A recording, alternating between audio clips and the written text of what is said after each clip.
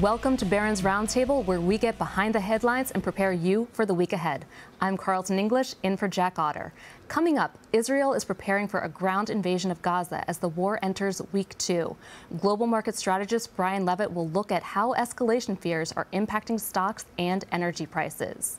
Then, a big week for big tech is on the way. Netflix kicked off earnings this week with a bang on strong subscriber growth. But there's a lot more to come, and one tech giant faces trouble from China. And later, we'll give investors an inside look on the stealth play for electric vehicle stocks. But we begin, as always, with 3 things investors ought to be thinking about right now. Stocks sank this week as investors are keeping a close watch on growing Middle East tensions. Then, Elon Musk is having some regrets about Tesla's highly anticipated Cybertruck, and the EV maker's third-quarter earnings were a big disappointment.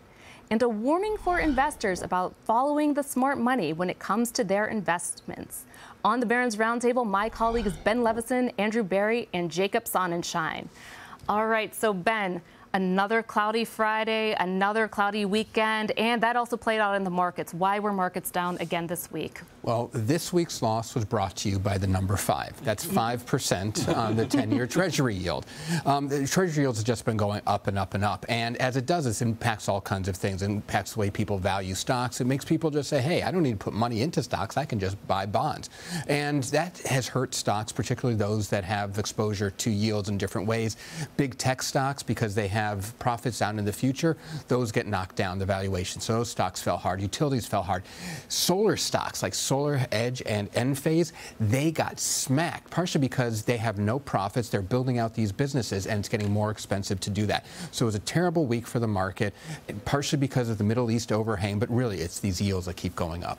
So it seems that the Fed may be near the end of interest rate hikes. You know, we're just kind of getting used to this higher for longer. So what is driving this move in bond yield prices? Well, I think that's exactly it. Everybody, all those Fed speakers we had this week came out, they sounded dovish. They sounded like rates had gone high enough. Powell, when he spoke on Thursday, echoed that, but he also said that, look, these rates need to remain higher. There's more work to be done on inflation, and growth needs to slow. And that really just keeps sending the yields higher and higher. And it's, basically, it's going to be okay as long as the economy can withstand it, but it's going to be up to the economy to show that it can keep going with yields this high. So what are you going to be looking at next week? We are getting a bit of economic news as well. We're getting our first reading on GDP for the third quarter. Economists expect it to be around 3.3%. There's something called the Atlanta Fed GDP Now, which is a model, and it's saying 5.4%. Both would be great numbers. The problem is they're backward looking, and we're going to be watching earnings, GE, GM, Caterpillar, big tech. We want to see what they say not only about this quarter, but what's coming.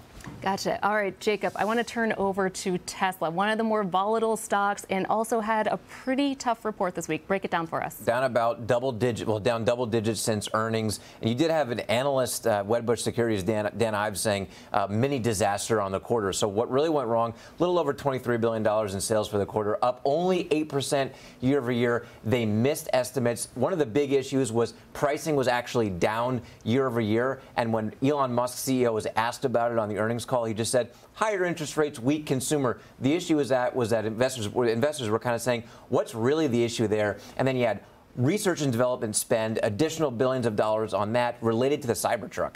All right, so tell us more about this Cybertruck, because, when pictures came out, people weren't excited about it, and it doesn't seem like Wall Street's excited about it either. Well, the issue is that, and Tesla was very clear about this on the earnings call, ramping up capacity and production for that Cybertruck is going to take a while. So margins are going to remain hit as they invest in that, and the sales are not going to flow through for a while.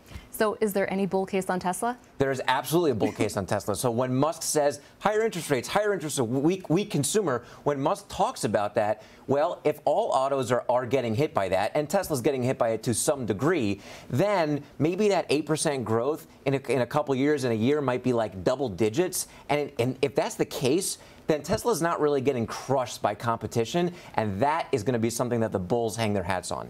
Gotcha. All right. So, Andrew, we have the average investor daily being told to go into alternative investments, but you are actually getting evidence that maybe they shouldn't do that. Why? Well, no group of investors has embraced alternatives more than university endowments. At Harvard, for instance, they have about 70% of their investments in alts and only about 10% in regular stocks. Returns have been mediocre. Harvard just reported its results for the latest fiscal year ended in June. So did Yale, up about 2% versus about 20% for the S&P 500, way behind a mix of stocks and bonds as well. And it seems when you're in alternatives, you're also paying for that underperformance, You're paying too. for, you know, it's being pushed by advisors is kind of like you're getting into a Taylor Swift concert. I would not get behind the velvet rope. I'd be very cautious about that. Fees are high, and you know, returns have been mediocre. And I think it's going to be a very crowded market. Warren Buffett says keep it simple, stocks and bonds. A mix of stocks and bonds over the next 5 years, I think, could easily beat an alt-heavy portfolio. And what's that stock and bond mix that you're looking at? What's the ratio? Well, you can do 60-40 or 70-30. I mean, basic 60% stocks, 40% bonds, and even higher depending on your risk tolerance. All right, so 60-40, apparently not dead.